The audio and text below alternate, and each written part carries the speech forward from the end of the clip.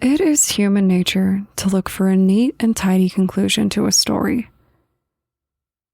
It's why we love books and movies and why we end up devastated when our favorite TV shows get canceled without any real conclusion.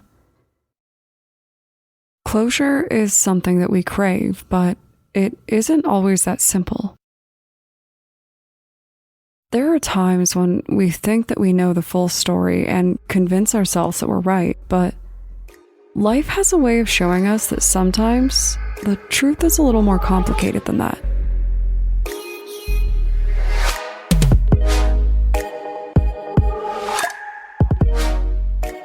My name is Brianne, and I'm the host and creator of Among the Dirt and Trees, a show where we explore true crime cases that occur out in nature.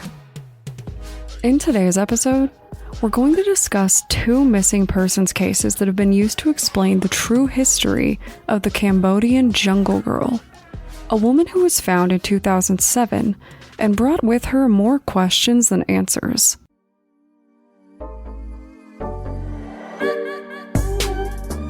It's only natural to want to find answers to life's mysteries, and I think true crime fans in particular are known to look for some of those answers. Sometimes a little aggressively. In the case of the Cambodian jungle girl, entire villages and the government alike were looking to explain her unusual appearance by lining it up with the correct disappearance. There are two theories regarding who this woman was, but first we need to explore her tale. The Cambodian jungle girl is the name that was given to a woman who was found in Cambodia and believed to have been living in the jungle. The duration of time that she spent in the jungle is a topic of hot debate, but regardless of how long she was out there, I think we can all agree that the fact that she survived it all is fairly exceptional. I'm not sure about you guys, but I'm pretty sure that I can confidently say I'd last about 5 minutes in the jungle. Especially this one. Lions, tigers, and bears are just the start of your troubles in Cambodia. And do not even get me started on the spiders. Now, given all this, you can understand why people were so drawn to this woman's sudden appearance, or capture, rather. The Cambodian jungle girl did not simply walk out of the jungle and up to villagers. Instead, a villager noticed that food was going missing and no one could explain it.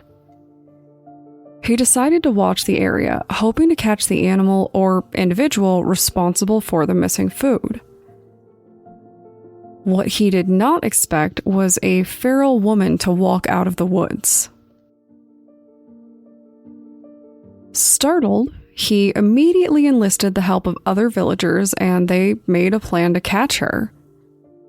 And they did. Now, this was no standard woman.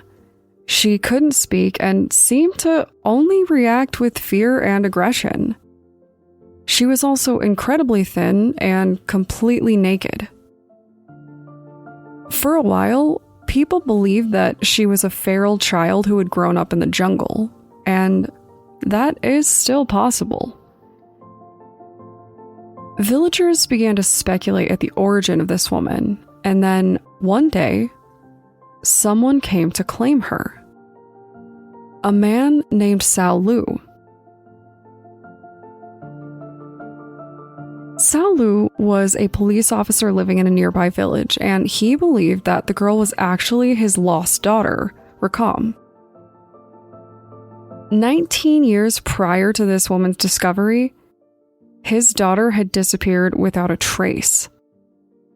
At the time, she was only 8 years old. Her family had no idea what happened to her. One day, she had been out tending to their water buffalo, and then she vanished, as if into thin air.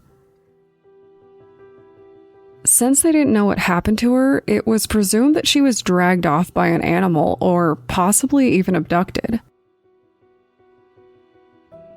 Sao Lu believed that she ended up in the jungle somehow and had to change completely in order to survive out there. His main argument was a scar on her body, which he claimed came from an accident with a knife when she was younger. Of course, I have to assume that there are a lot of ways to end up scarred when you're living naked in the jungle, so I don't know about that. Beyond the scar, he believed that the woman looked like an older version of his daughter, though he said she had red eyes, like a tiger. I'm assuming that this was in the whites of her eyes, not a glowing red-eye demon kind of situation. So, her alleged father brought her home to the family and tried to care for her, but it wasn't easy. This woman did not like clothes and refused to keep them on, and she really couldn't communicate outside of general and very unofficial sign language. She seemed deeply traumatized and often refused to eat. And one day, several years later, after making a lot of progress towards adjusting to her environment, she ran away. The woman ran back into the jungle, but she did end up coming back. Kind of. A neighbor found her in a nearby toilet, over 30 feet below the surrounding ground and essentially buried in human excrement. She was rescued and started to make further improvements. Authorities wanted to DNA test her to prove that she was related to the family, but the family actually declined testing, convinced that it was her, without a doubt. 6 years after she was found, Sao Lu died. Then, another father came to claim her.